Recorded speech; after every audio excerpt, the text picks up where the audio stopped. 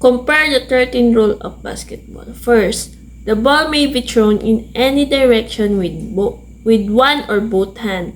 2. The ball may be batted in any direction with one or both hands, never been fists. Third, a player cannot run with the ball. The player must be thrown it from spot which is catches it allows to be made or man who catch the ball the running a good speed or tries to stop. 4. The ball must be held in or between the hands. The arm or body must not be used for holding it. 5. No shouldering, holding, pushing, tripping, or striking in any way a person of an opponent shall be allowed.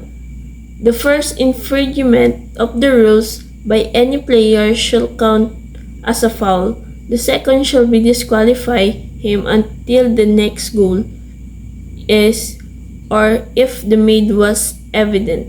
Intent inquires the person. For the whole of the game, no substitute allowed. 6. A foul striking at the ball with the first violation of the rules. 3, 4, and such as describing the Rule 5. 7. If either the side makes the 3 consecutive fouls, it shall count the goal of opponents. Consecutive means without the opponents with the time making a foul. 8. A goal shall be made when the ball thrown batted from the grounds into the basket. Stay there, providing those feeding up goals do not touch or disturb the goal. If the ball rests on the edge and the opponent move the basket, it shall count as a goal. 9. When the ball goes out of the bounds, it shall thrown into the fields of play of person touching. In case of a dispute, umpire shall throw it straight into the field, and thrower is allowed is a 5 seconds. If the hold it longer, it shall go to the opponent. If any sides persist of delaying the game, the umpire shall call a foul of that side. 10. Umpire be judge of the men and shall not the foul of notify the referees. When the 3 consecutive fouls have been made, the shall have power to disqualified men according to the rule number 5. 11. The referee shall be judge on the ball and shall decide when the ball is in the play, in bounds to which side it belongs, and shall keep the time.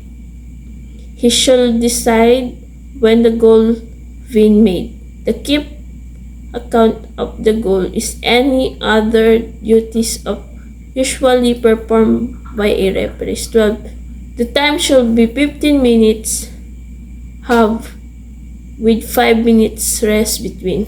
13. The side making most the goal of the time shall declare the win in case of draw in the game by agreement of the captains. A continue other goal is made.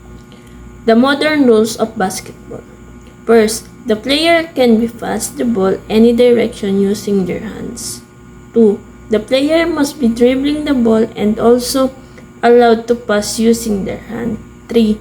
The player should be make 2 steps without dribbling the ball. If the player make run the ball without dribbling, the referees call for a violation.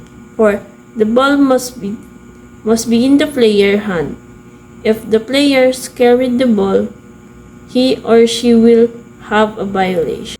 5. Basketball allowed between player but intentionally or excessive physical contact must be first penalized. 6. 5 total personal fouls in the player during the match. If the player commit 5 personal fouls in their game, he or she will be disqualified.